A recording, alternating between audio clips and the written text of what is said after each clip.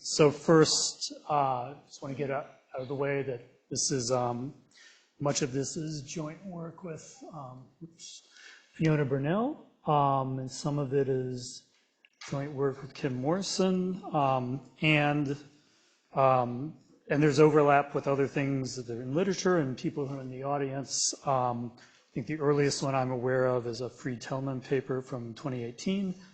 And then there's recent papers by Seiberg and Shao, Saif Nashri, and I think this Luton, Stelkamp, Verstrada paper from within the last year, which I wasn't aware of until recently, probably has the most overlap, but hopefully I will say some new things.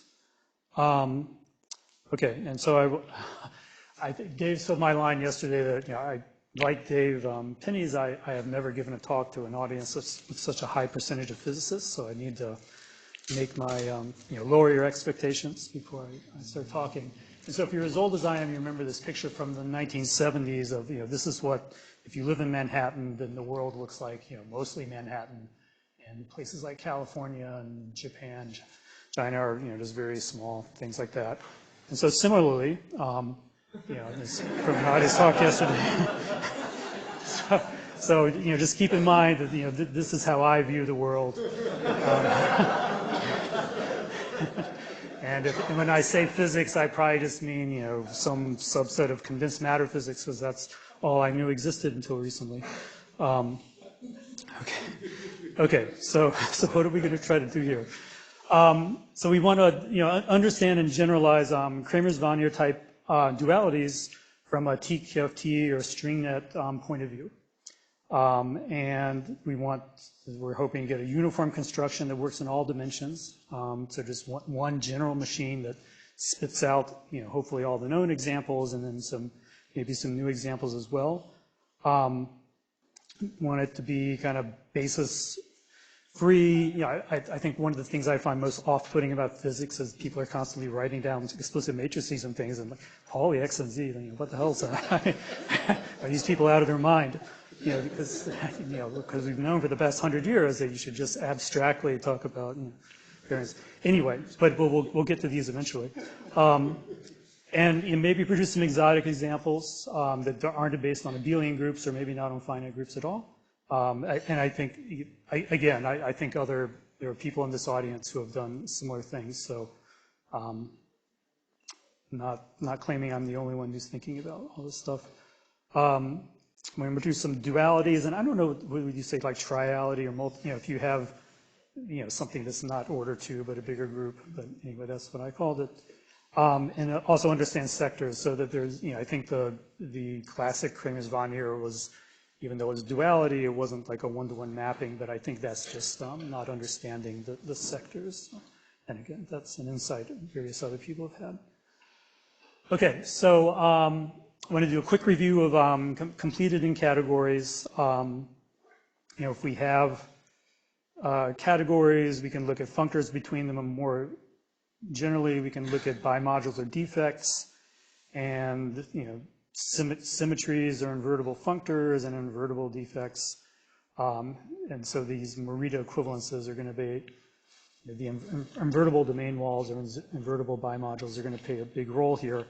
What do I mean by a invertible? I mean, I've got maybe some orange string nets and some blue string nets, and there's a purple interface between them.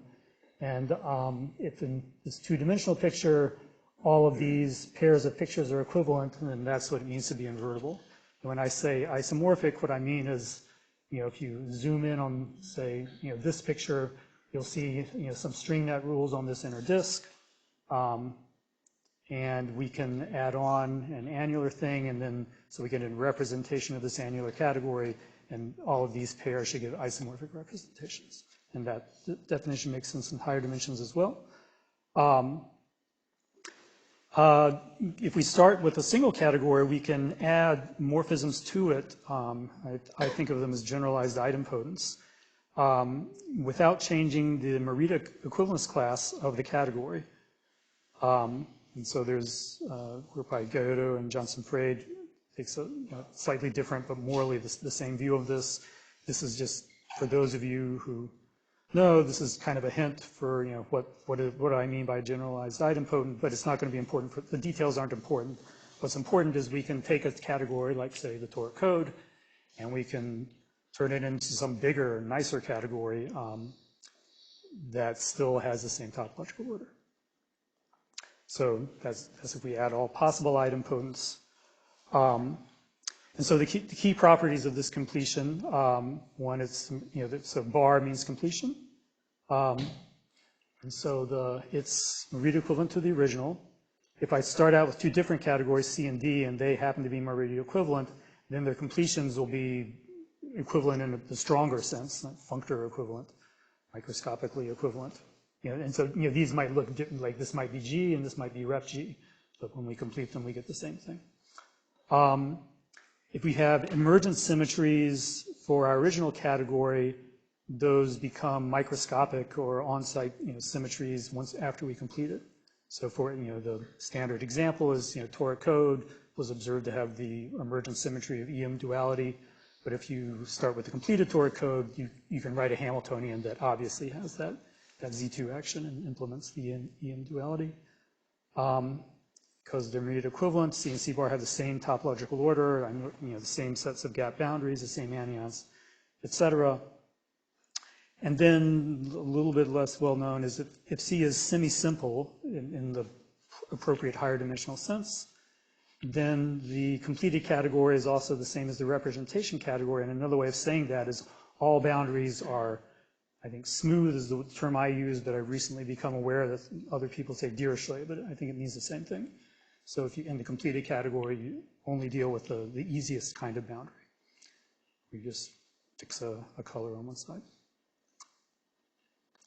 Okay, so what are some examples?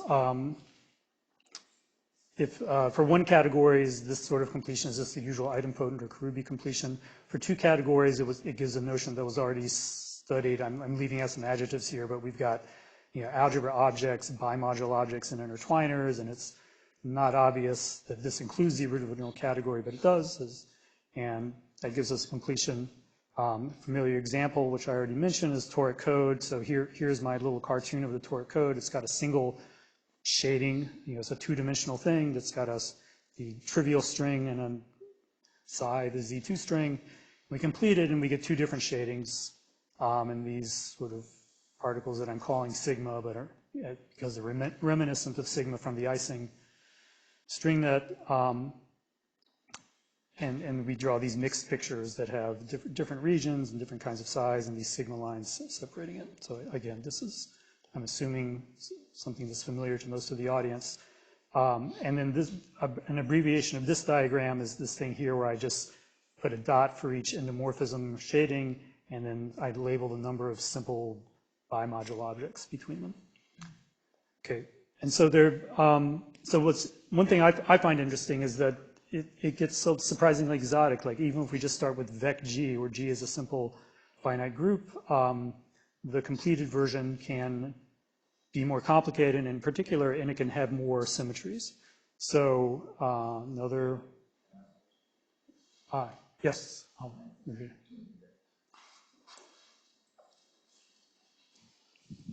Thank you.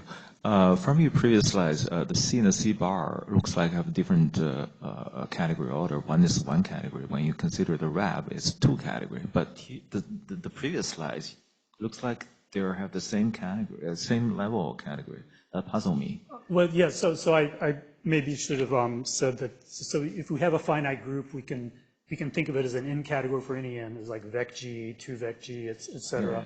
And the same thing is true with rep G. You know, rep G can be, it's symmetric, so it means it's an n category for any n. Right. My question is the C and the C bar of the same level?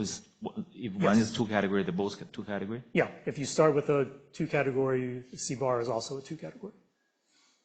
But how? Then I got confused about the. So you have two C and D are Morita equivalent, and the C bar and C and D bar are isomorphic or equivalent. Yeah, equivalent functors. But how you achieve that is to consider the C bar as a mod C, right? It's one category higher. one level higher. No, I didn't change category levels. You didn't change the category. So that means you simply just add all the Morita equivalent. In some sense, yeah. You take, Without adding, one way of thinking about it is you've got your original category, you take copies of everything that's Right, equivalent, and you just kind of paste them all together by these invertible domain walls. I mean, that's not, you know. So you don't add additional object, you simply add all the Morita equivalent. Yeah. I see. You get a multi-fusion category. Yeah, it looks multi-fusion. Yeah, it's closely related. I think multi-fusion, if I were to replace my different region colors with the direct sum of all those, then it would be a multi-fusion category. Okay, so if we start with simple familiar finite groups, the completions look a little more exotic, and we saw the group Z mod 2 does not have a symmetry, but this category does have a symmetry where we swap the sides. Similarly, S3 has a symmetry, swapping these things. Vec Z mod 4 contains an extra guy. Z2 cross Z2 has a surprisingly large symmetry group, order 72. Basically, you take this graph and you can permute the orange vertices any way you want to, independently permute the blue ones any way you want to, or you could swap them.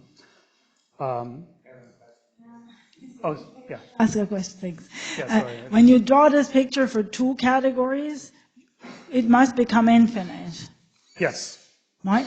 Okay. unless you truncate it, which I have done in this picture. So here is just a small, part of. Minimal. Excuse me? This is what we would call minimal kind Yeah, of, that sounds like a good name for it. Yeah. where you haven't put like an MTC on top of it. That's exactly it. So again, yeah, so one higher level up, and as Secure just pointed out, when we get to high, these diagrams are simple because the classification of semi-simple one categories is very simple. There's just the trivial one and direct sums of it. That's not true for two categories, which means that these completions become big and unwieldy. I think it's an open question whether if you look at them the right way, they become finite again.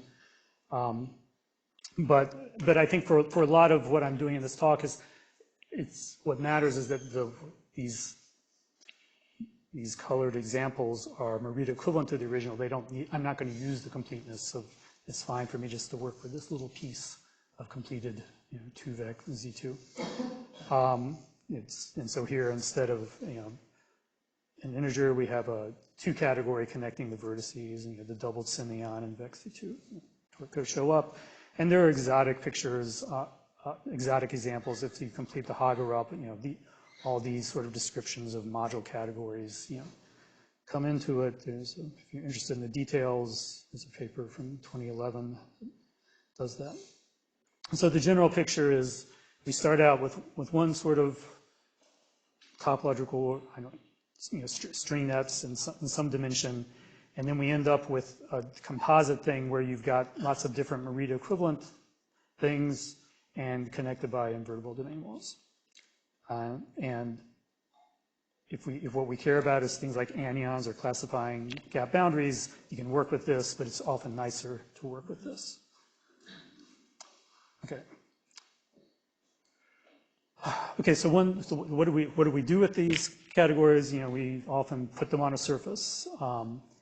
And so if I have a surface and I have in mind some in category C, and then I decorate the boundary, I'm not caring what happens in the interior, but I just decorate the boundary, then there's a vector space associated to just this data. And it can be computed in various ways, and we're going to exploit that later, but we can sort of, these Morita equivalences allow you to fill in the shadings different ways and you get the same answer. And so with another way of thinking of it is these strings or hypersurfaces that separate different colors. We can either treat them as fixed defects, which don't move, or we can treat them as dynamic strings or membranes, and the computation comes out the same. Okay, I think I need to speed up a little bit. Okay, so I want to distinguish 4 different types of isomorphisms that we might uncover from these sorts of Hilbert spaces. The most interesting one is, and I'll say more about it on the next slide, but we can use the Morita equivalents to change a boundary condition in a way, and this is only projectively well defined, and I'll say more about that. And then some other kind of obvious boring ones, the completed or the category we're working with might have a symmetry, a microscopic symmetry, and that gives a symmetry of these string net Hilbert spaces. We might have a diffeomorphism that preserves boundary conditions. Well, if it doesn't, any diffeomorphism gives us a map, and if it preserves a boundary condition, then this is a map from this thing back to itself. And we can also, if we want to actually write a basis, not what I want to do as a mathematician, that's shameful to have to write something down in a basis. But if I did, we can change the spine basis and give different ones. And so the sort of the preview of the rest of the talk is that Kramers-Vonnegut type dualities, I like to think of them as a combination of these 3 things, and distinguishing these as distinct ways of getting isomorphisms is important. And then this is, if there's time, I'll remark, it has to do with Jordan-Wiener duality, and there's some issues coming up with whether something that we consider non-local could become local via a transformation that looks local, so maybe non-locality is not a well-defined notion. Okay, so more about the Morita equivalences. What does it mean for 2 idempotents, just ordinary idempotents in one category to be Morita equivalent? It means we've got maps U and V going back and forth between them, such that composed in one way we get this idempotent, and composed the other way we get a different idempotent. So it's relating them starting from a different object. And so a concrete example in this shaded icing or toric code, we can start with this magnetic idempotent, or we could take the electric idempotent in the opposite color, and then here are a couple of explicit morphisms that we can use to convert from one to the other. So this is a trick we're going to use a lot. Okay, so finally, with 10 minutes to go, so here's the general construction of the machine. So we choose a dimension n. We choose an in category C. It's best if it's a category that has a lot of symmetry or has been completed to some extent. We choose a topology. We're going to construct kind of a slab. So this is maybe, I don't know whether to call it space, but anyway, this might be a torus or a circle, but I do want it to be compact. I think it's more difficult if you were to choose just Euclidean space or something. Now we can construct an n-manifold Y cross I, and we put a boundary condition on B. B stands for bottom. So that's this thing here. And then on the top, I want to put like a full-on idempotent, which is a little bit different than putting a different gap to boundary. It's a finer control. And I think what this is going to amount to, since I think a large fraction of the audience has seen pictures like this before, this idempotent is going to be like, it's going to have information like symmetric or anti-symmetric, and whether there's a symmetry defect or not, as you say, go around the circle. That's going to be encoded in the idempotent. And part of the point of the talk is if we're in some high dimension where Y is some complicated manifold, how do those notions of generalize, and I claim as the idempotents of this one category. And so once we've chosen all this data, then, as in the previous slide, we get a vector space, the vector space of the slab, with this sort of idempotent sector information on the top and a boundary condition on the bottom, which might have some kind of periodicity. Okay, so now we can choose a symmetry of our category, like swapping black and white in the shaded icing or toric code. That gives us a map between 2 different Hilbert spaces, because swapping the symmetry changes the boundary conditions and it changes the way the idempotent looks. Now, if possible, if we set things up correctly, there might be a diffeomorphism, like maybe a shift on the line by half a lattice spacing, that gets us back to the original boundary condition. This is a simple diffeomorphism. And then it's always true that there exists a unique minimal item. We changed our idempotent but we can transfer that idempotent back to the original shading and then choose one of these Morita maps. And if we compose all three of these together, we get a map from this Hilbert space back to itself. Well, not with different, different sectors and what's the same Hilbert space. Now, it might be that these sectors are the same and then we're done. Or if they're not the same, then we could take the direct sum overall, a finite direct sum over all of them, and then get an isomorphism. Okay, so that I started out with the abstracted definition rather than this concrete example, but now but I wanted to make a remark, and so some people, some papers I've read recently, well, let's see. If we square this, what do we get? Well, because the color changing symmetry commutes with diffeomorphisms, this is true. And so, for example, if psi squared were the identity, like in a color swap, then this map is going to square to the square of the diffeomorphism, which is a lattice shift in this word code example. But I just wanted to observe, well, actually, I'll make the observation later. Sorry, I was getting ahead of myself. Okay, so that was all very abstract. We can go through it in the thing that produces 1 plus 1D quantumizing. So I'll do it quickly because, again, I think this is kind of familiar. We have an infinite strip. We put these sigma particles and alternating shadings along the boundary. We choose, some toric code idempotent to decorate the top. And then we swap colors. That gives an isomorphism to this Hilbert space, which looks exactly the same except the colors are reversed, which is a symmetry of the underlying category. And then we pay close attention to this phase, because I'm about to change this to something else. But we shift the boundary by half a click.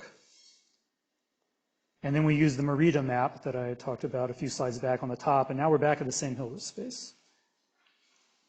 And so I claim that gives this sequence, this is like a string net version of familiar Kramer's binary duality, but the point is I've done it in such a way that it works in a much broader setting.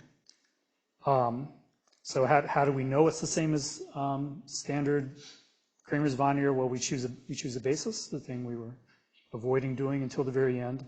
So here's a choice of spine basis for filling in the slab, and there's only one string type here, and this could be like a 1 or a psi, so you have sort of qubits living on these edges.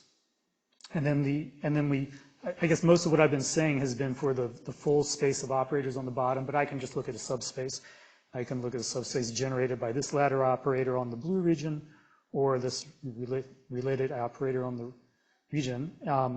So obviously these are symmetrically connected because of color swap, but if for this basis they look very different, and this one becomes a product of poly Z matrices, this one becomes poly X, and so we get, we get the 1D quantumizing. Kevin, even though you have this, even though you have this half spacing shift, are you still going to end up with an on-site Hamiltonian for your? I mean, the Hamiltonian came before the duality map, so you mean like but yeah, this will all be local and I mean up to some finite error, so local, the way most people mean it, I think. Oh, I think translations aren't considered on-site. Oh, okay, maybe I shouldn't have said on-site. Maybe I should have said, yeah, sorry. That was probably the wrong word. Thanks. Okay, but I'm glad you brought it because, let me skip ahead a little bit. We didn't have to choose the half, what we could have also have done is reflected around this line and just swap the sides.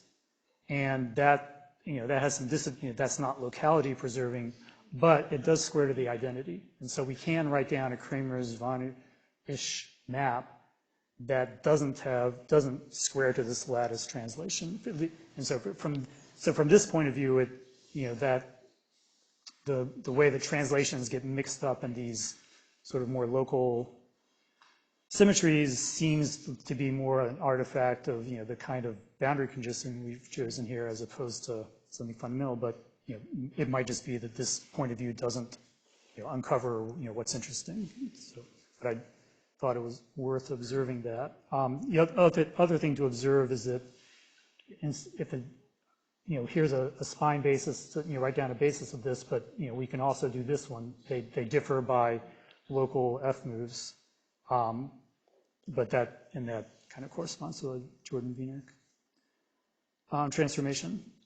Okay, I don't have a lot of time left, so I just I don't want to spend all my time doing the very familiar example. We can also get 2D icing. We decorate the bottom of a 2D slab like this, where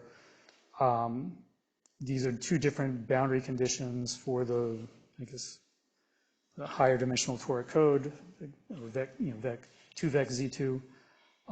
If we choose operators that overlap in this pattern, and we go through the same analysis as before, we end up with the 2+1 dimensional quantumizing. So I know that if you're interested to see the details, let me know, but same construction produces that. If we, with Z4, we could decorate the boundary in this sort of alternating cycle of these three different shadings or gapped boundaries for Z mod 4. But now something interesting happens. If we do, there's a duality transformation that swaps G and rep G and leaves this other guy fixed.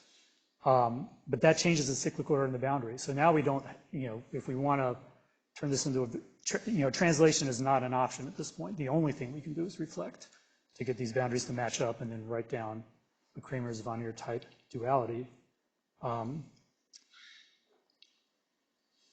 So, here's swapping colors. We got the opposite cyclic order. And then, let's see.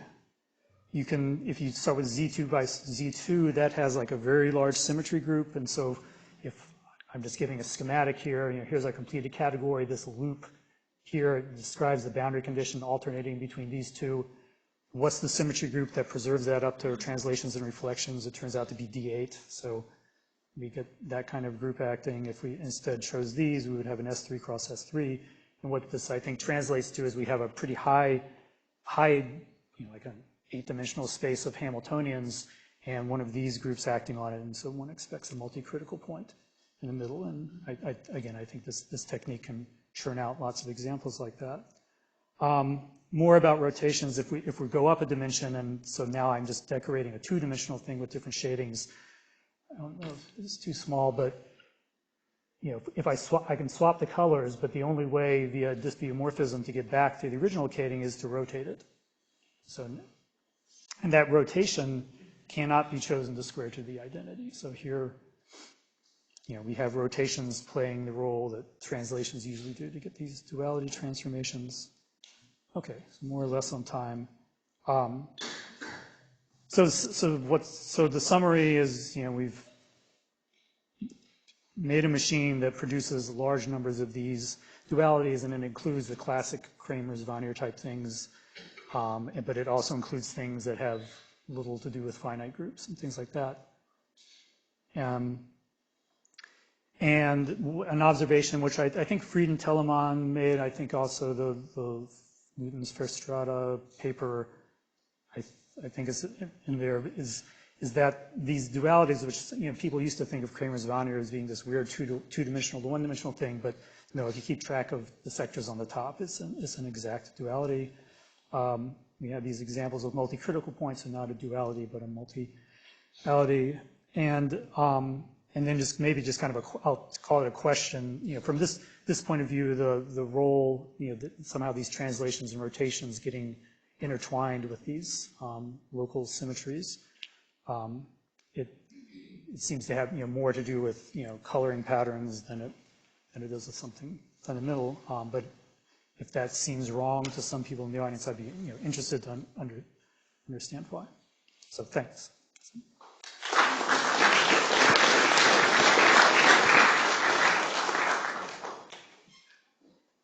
Thanks, Kevin. That was a great talk. You said something very provocative, and I'm not referring to your Venn diagram of mathematics. You said that locality might not be particularly well defined for duality transformations.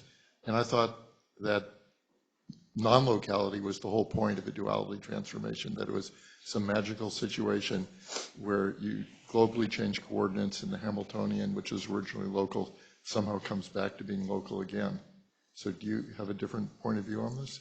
Yeah, I can say a little bit more, and you brought that up an hour ago, so I quickly made one additional slide to try to.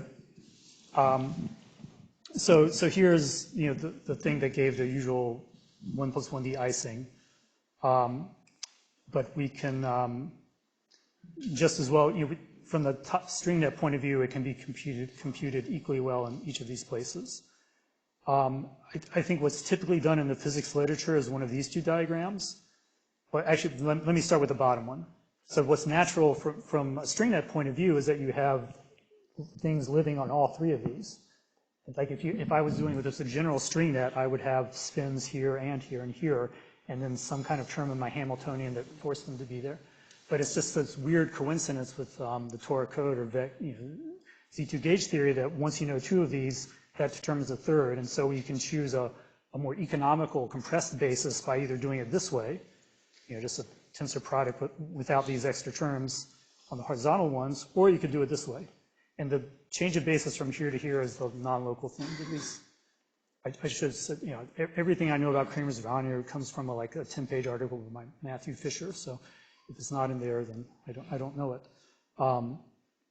Anyway, this is non-local, but if you take the detour through here, these are local in the sense of local ancillas and adiabatic transformation of a Hamiltonian without a gap. So I think from this string net point of view, these all are kind of the same, and this is maybe the more natural way to do it, where you have a lot of extra degrees of freedom, but it, in some adiabatic sense, is equivalent to each of these economical things.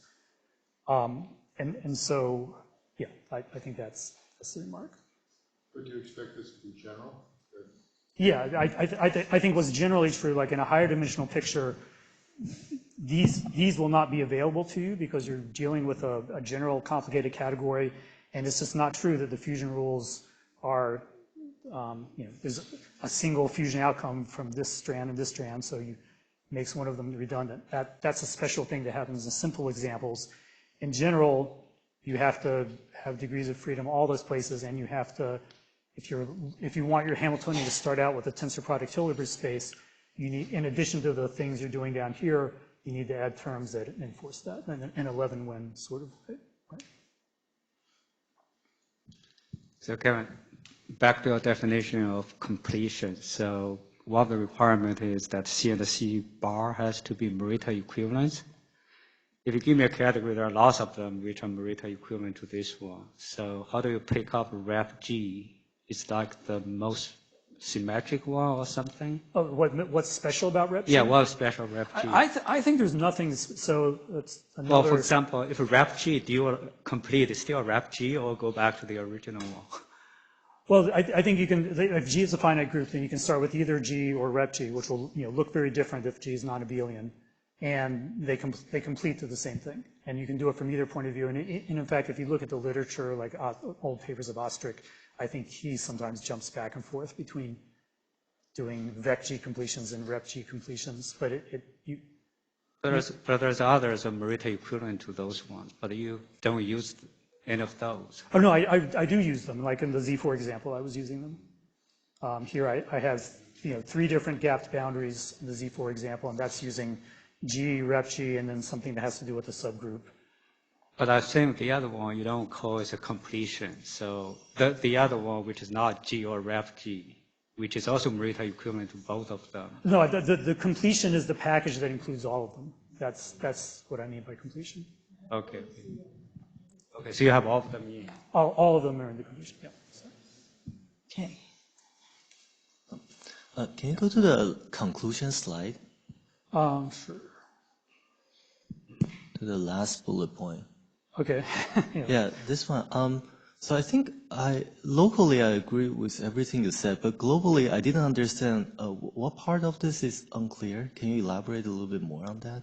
Oh, from reading papers of yours, I got the idea, and again, I'm not a physicist, but I think you make this point with, the RG flow, and we have these symmetries which on a lattice or become a very small translation, but then in the ultraviolet it becomes an internal symmetry. It's the other way around. But Other way around, sorry. I don't see that from this point of view. But on the other hand, this point of view from if I was only thinking as a topologist, this point of view seems very general, complete, natural.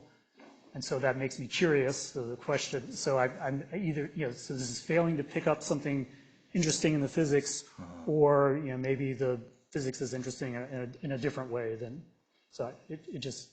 Right, but presumably your formalism applies to the microscopic model, right? To the model in the UV. And to see the disappearance of that mixing in the IR, that probably go beyond this formalism, if I understand correctly.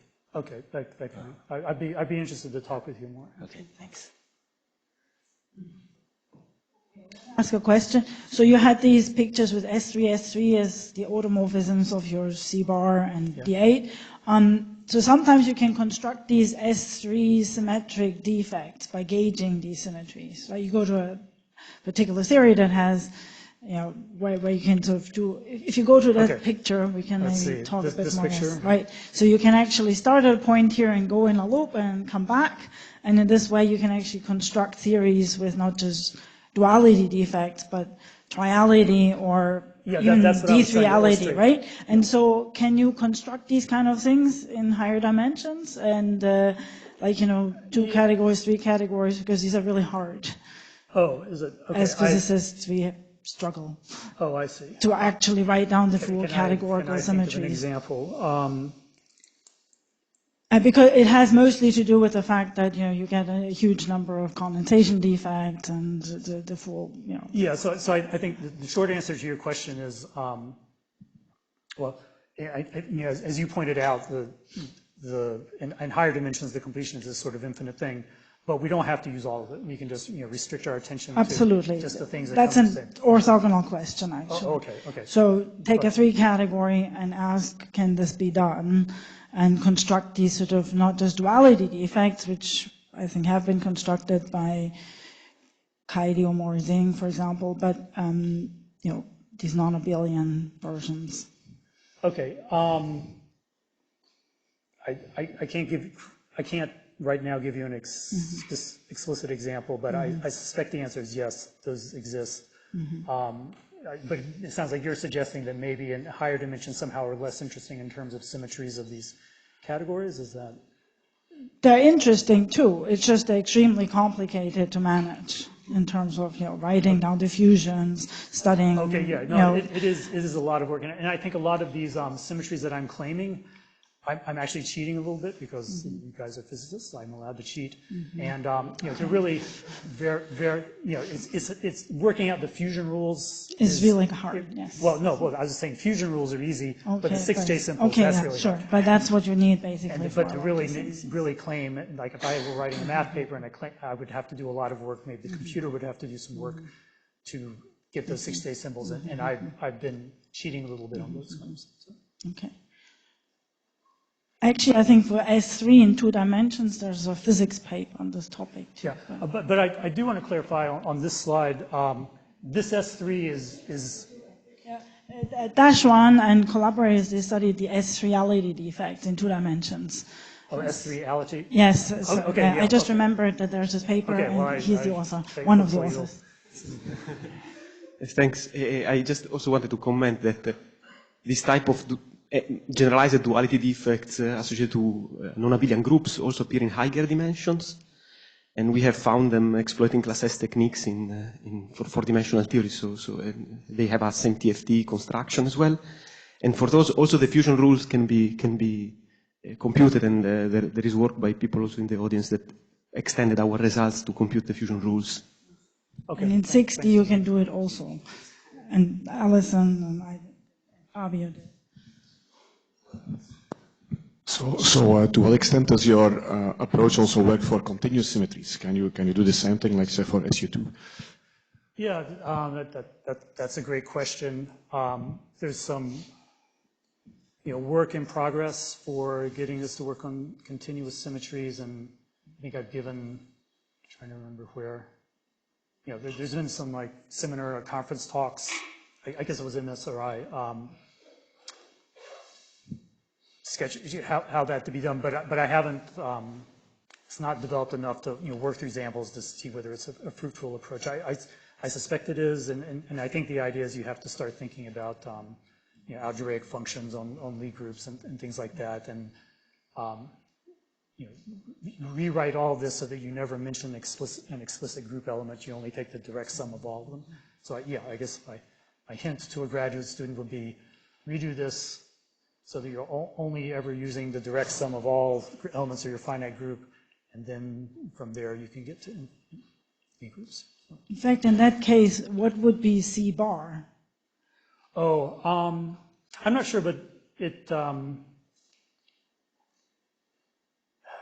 You probably would just want to use rep C instead of C bar, because I think it's just generally true with, for finite things, idempotence and representations coincide when you get to like polynomial algebras or functions on Lie groups. You get representations which do not come from idempotence, and so I think this idempotent completion is not the right tool in that case. Okay. I don't see any other questions. Let's thank Kevin again.